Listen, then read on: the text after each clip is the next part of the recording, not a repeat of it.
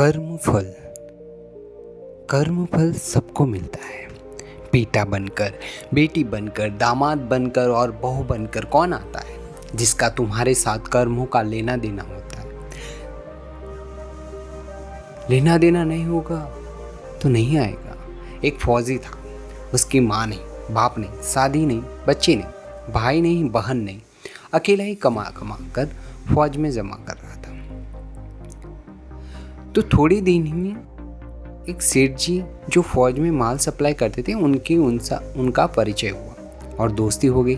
सेठ जी ने कहा, जो तुम्हारे पास पैसा है वह उतने के उतने ही पड़ा है, तो मुझे दे दो, मैं कारोबार में लगा दूँ तो पैसे से पैसा बढ़ जाएगा, इसलिए तुम दे दो।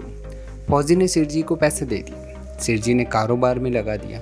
कारोबार उनका चमक गया, खूब कमाई होने लगी, कारोबार बढ़ गया। थोड़े ही दिन में लड़ाई लग गई। लड़ाई में फौजी घोड़ी पर चढ़कर लड़ने गए। घोड़ी इतनी बदतमीज थी कि जितनी जोर से लगाम खींचते उतने ही तेज भागे। खींचते खींचते उसकी गलफर तक फट गई, लेकिन वह दौड़ कर दुश्मनों के गोल में जाकर खड़ी हो गई। दुश्मनों ने वार किया, फौजी भी मर गया, घोड़ी भी मर गई। अब सेठ जी को मालूम हुआ कि फौजी मर गया तो सेठ जी बहुत खुश हुए। उसका कोई वारिस नहीं है, वह पैसा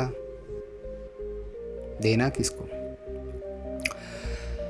अब मेरे पास पैसा भी हो गया, कारोबार भी चमक गया, लेने वाला भी नहीं रहा, तो सेठ जी बहुत खुश हुए। तब तक कुछ ही दिनों के बाद सेठ जी के घर पे लड़का पैदा हुआ। अब सेठ जी और खुश हुए कि भगवान बड़ी दया है, भगवान की बड़ी दया है।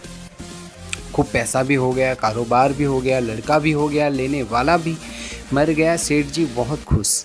वह लड़का होशियार था, पढ़ने में समझदार। सेठ जी ने उसे पढ़ाया लिखाया। जब वो पढ़ लिख कर पढ़ा हो गया तो सोचा कि अब वो कारोबार संभाल लेगा। चलो अब उसकी शादी कर देते हैं। शादी करते ही घर में आ गई बहू रानी, दुल्हन आ गई। उसने सोचा कि चलो बच्चे की शादी हो गई, अब कारोबार संभाल लेगा। लेकिन कुछ ही दिन में बाल बच्चे की तबीयत खराब हो गई। अब सेठ जी डॉक्टर के पास, हकीम के पास, वैद्य के पास दौड़ रहे थे। वैद्य जी जो दे रहे थे, दवा खिला रहे थे, और दवा अक्सर असर कर ही नहीं रही थी।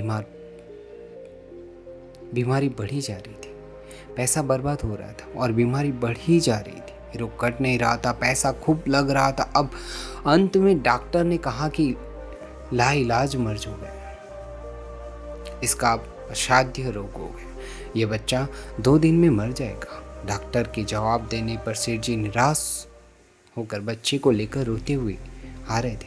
रास्ते में एक आदमी मिला। कहा, अरे सेठ जी क्या हुआ, बहुत दुखी लग रहे हो।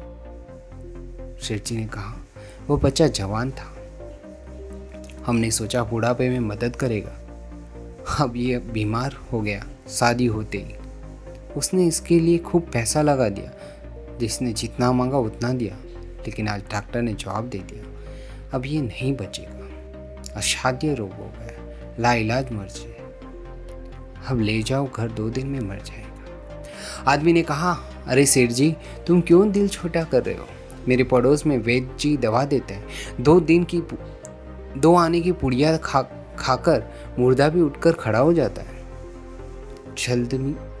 जल्दी से तुम वैद्य जी की दवा ले आओ। सेठ जी दौड़कर 2 आने की पुड़िया ले आए और पैसा दे दिया।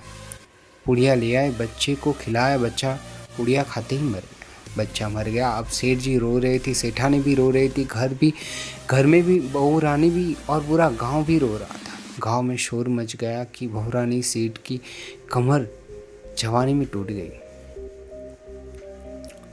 सब लोग रो रहे। तब एक महात्मा जी आ गए। उन्होंने कहा, भाई क्यों रोना धोना। लोग बोले, इस सेठ का एक ही जवान लड़का था, वो भी मर गया, इसलिए सब लोग रो रहे, सब दुखी हो रहे। महात्मा बोले, सेठ जी रोना क्यों। सेठ महात्मा, जिसका जवान बेटा मर गया वो रोएगा नहीं तो क्या करेगा। महात्मा, तो सेठ, हाँ, कारोबार के लिए पैसा मिला था तो खुशी तो थी। महात्मा, अरे उस दिन तो आपकी खुशी का ठिकाना नहीं था। सेठ, किस दिन? महात्मा बोल रहे हैं, अरे जिस दिन फौजी मर गया, सोचा कि अब पैसे नहीं देना पड़ेगा, माल बहुत हो गया,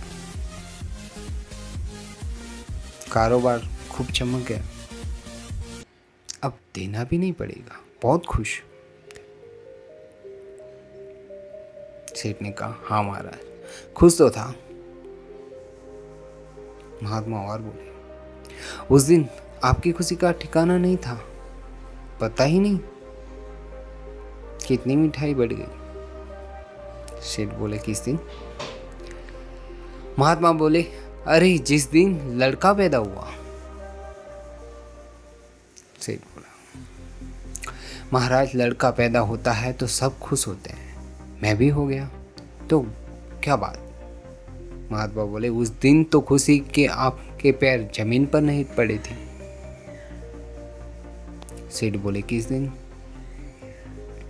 महात्मा बोले, अरे उस दिन बेटा बहाने जा रहा था। सेठ बोले, महाराज बेटा बहाने जाने है तो हर आदमी खुश होता है, तो मैं भी खुश हो गया। महात्मा बोले, तब इतनी बार खुश हो गए तो जरा सी बात के लिए रो क्यों रहे हो? सेठ बोले, ये जरा सी बात है? जिसका जवान बेटा मर गया वो जरा सी बात है? महात्मा, अरे सेठ जी, वही फौजी पैसा लेने के लिए बेटा बनकर आया है, पेट पढ़ने में, लिखने में, खाने में, पहनने में और शौक में, श्रृंगार में जितना लगाना था उतना लगा दिया, शादी विवाह में लग गया और ब्याज दर ब्याज लगातार डॉक्टर ने दिलवा दिया। अब जब 2 आने बच गए, वो भी वेद जी को दिलवा दिए और पुड़िया खाकर चल गया। अब कर्मों का लेना देना पूरा हुआ। सेठ जी कहाँ, अरे हमारे साथ तो कर्मों का लेना देना हो गया, चलो ठीक है, बट उसका क्या जिसकी जवान बहुरानी घर में हो, जवान है, उसके साथ धोखा हुआ, विधवा बनकर। हमारे साथ कर्मों का लेन देन था, चलो हमारे साथ तो जो हुआ वो ठीक था, लेकिन वह जवान बहुरानी घर में रो रही है, जवानी में उसके साथ धोखा देकर विधवा बनाकर चला गया, उसका क्या जुर्म था, उसके साथ ऐसा गुनाह क्या? महात्मा बोले, वो वही घोड़ी थी जिसने जवानी में उसको धोखा दिया था, उसने जवान को धोखा दे दिया था। वेद शास्त्र पुराणों के साथ साथ सभी साधु संतों का कहना कि ये संसार में कर्मों का लेखा जोखा है, इसमें जो जीव चेतनी है वो समझदारी से बहुत सागर पार हो जाएगा।